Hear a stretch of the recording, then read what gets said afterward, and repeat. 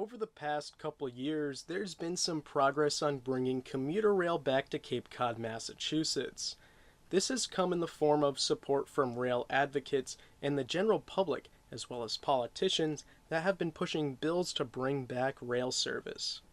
There's also the increased use of the CapeFlyer train that restored seasonal, weekend-only Boston to Hyannis passenger rail service in 2013. The increased use of the train proves trains can work here on Cape Cod. The next significant event to happen in regards to rail restoration is the hearing for Bill H.3654, an act relative to restoring commuter rail to Cape Cod, which is being heard on Tuesday, September 16th, 2025. This bill, in the works since 2023, looks to conduct a feasibility study relative to establishing year-round daily rail service between the towns of Falmouth, Bourne, Barnstable, Yarmouth and Sandwich, and the city of Boston via the Cape Cod line, Hyannis Branch line, and the Woods Hole Branch line. In addition to the study, there's a second section. It reads, "Not later than 12 months after the effective date of this act, the MBTA shall begin commuter passenger train service between Buzzards Bay Station and South Station on the Cape Cod line. Train service shall occur year-round and insofar as is feasible as determined by the MBTA, schedules shall be aligned with the commuting patterns of the service area. The MBTA shall operate not less than 3 a.m. peak trips and 3 p.m. peak trips on this route each weekday."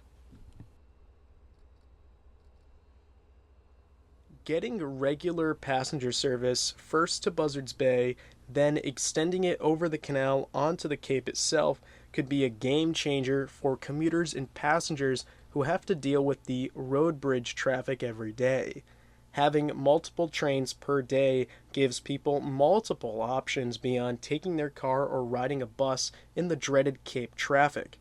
If done correctly, the train would follow commuting patterns and operate a train that would be beneficial to commuters and residents, not just for tourists that ride the CapeFlyer.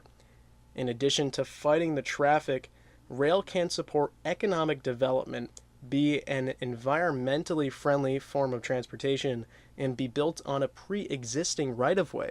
By building upon the pre-existing right-of-way, you are building a new transportation option that does not include acquiring many parcels of land, which means there's less eminent domain issues like the ones that are popping up because of the new build road bridges. Now, how can you help make rail a reality on Cape Cod? The hearing, set for September 16, 2025, gives rail advocates a platform to voice their opinions that rail needs to be implemented here. I have linked the information on the bill in the video description if you want to attend in person. It is likely that most people can't attend in person or online, so emailing is the next best option.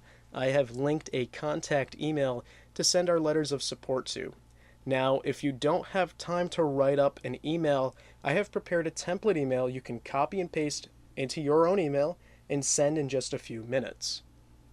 It reads as follows. I am writing in support of Bill H.3654, an act relative to restoring commuter rail to Cape Cod. Restoring rail service to Cape Cod can be a game changer for transportation in this region. This area is plagued with traffic that will soon get even worse when the road bridges over the canal are being replaced. By restoring rail, you are giving people a true alternative mode of transportation because it is separate from roads and highways. Rail is an environmentally friendly mode of transportation that can help alleviate traffic congestion, in turn reducing pollution in and around the environmentally sensitive areas travelers pass through. I urge you to push this bill through and make Cape Cod rail service a reality. Thanks for watching this video, and please take your time to go in and email to show your support for Cape Cod passenger rail restoration. Stay tuned for future videos and updates on this topic.